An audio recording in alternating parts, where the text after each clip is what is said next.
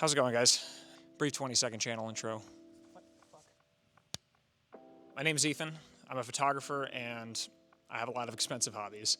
I have a very deep passion for firearms and I wanted to start making some content for a new audience, so welcome to the channel. I got a pretty short and sweet one for you today. It's a sub 10-minute video on some cool ammo I've had for a while. I would very much like to see get brought back. So let's go blow some shit up at the range.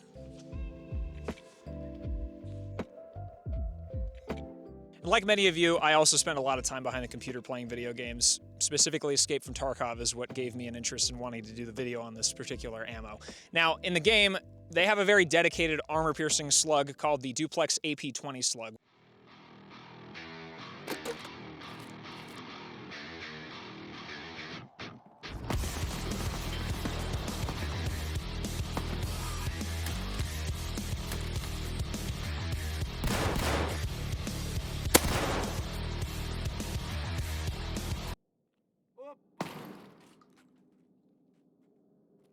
Unfortunately for us civilians, regardless of what state you live in, they don't sell them to civilians. They only sell them to mill and LE. And unfortunately, because I don't want to forge an end user certificate, this is the best that I'm gonna get. If you go on their website, they actually don't put any technical data for it at all. So we kind of just have to guess. Even the information that's listed in Tarkov, it's just a guess. Not that it really super matters for gameplay, but out here we're trying to do practical application stuff. So even while in Tarkov, the AP-20 Slug isn't really that great as far as armor pen. We have plenty of other stuff that we can use if we really need to put somebody down in their level 6 plates and whatnot. But who doesn't want an armor-piercing 12 gauge? Most people have 12 gauges. It'd be fun to go and buy this stuff off the shelf.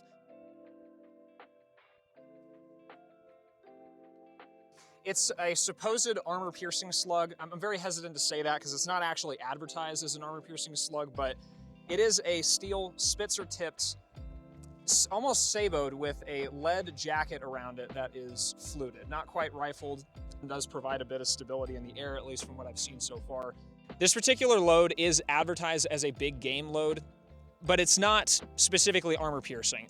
So I went ahead and took apart one of the shells today, just see what we're working with. This is a 3-piece slug where this plastic cup is holding in all of these components here. The steel pin goes through the center and screws into the plastic cup to keep all of it together. So when the projectile actually impacts the target, it's really just all of that weight together.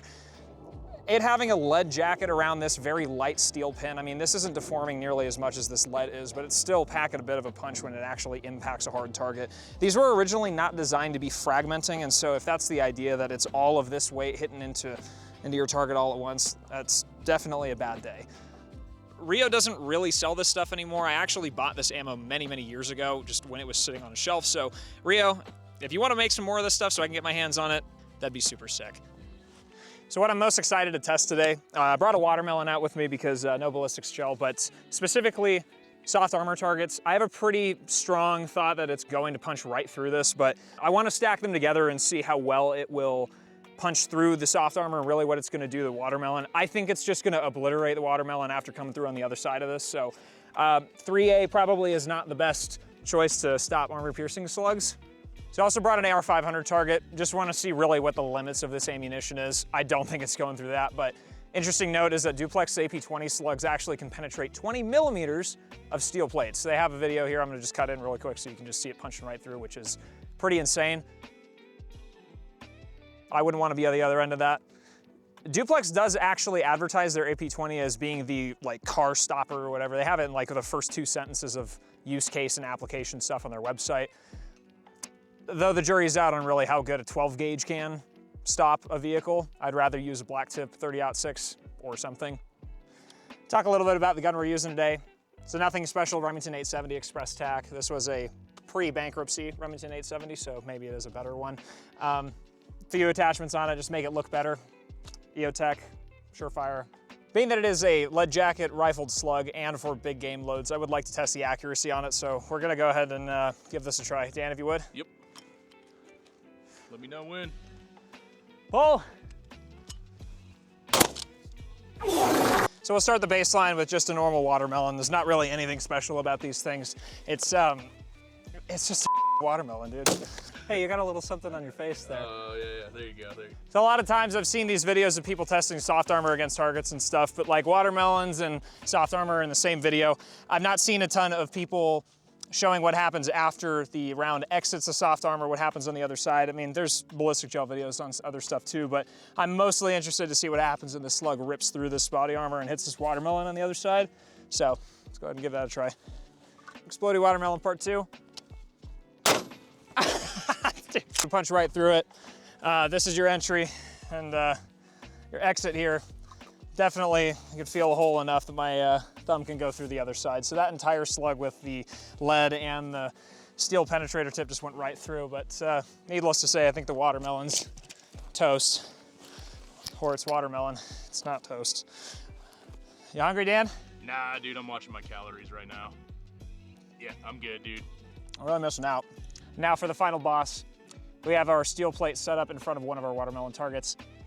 I don't think this is going to go through at all. As you can see with the soft armor, it punched right through, but it's a steel plate. It's not a high velocity 12 gauge, so let's see.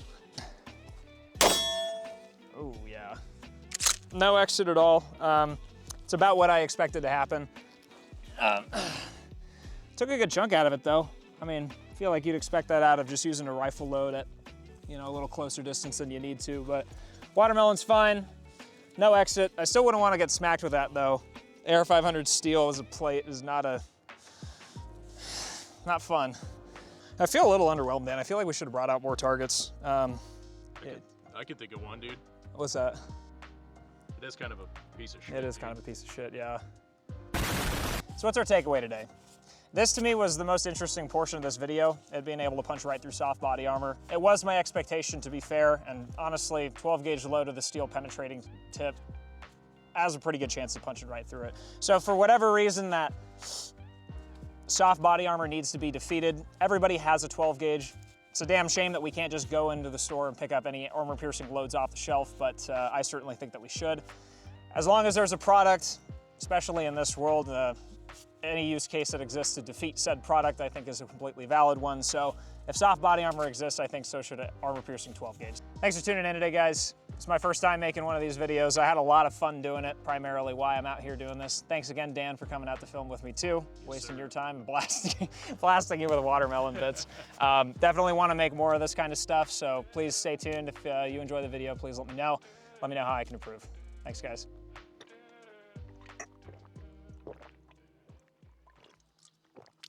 Today's sponsor.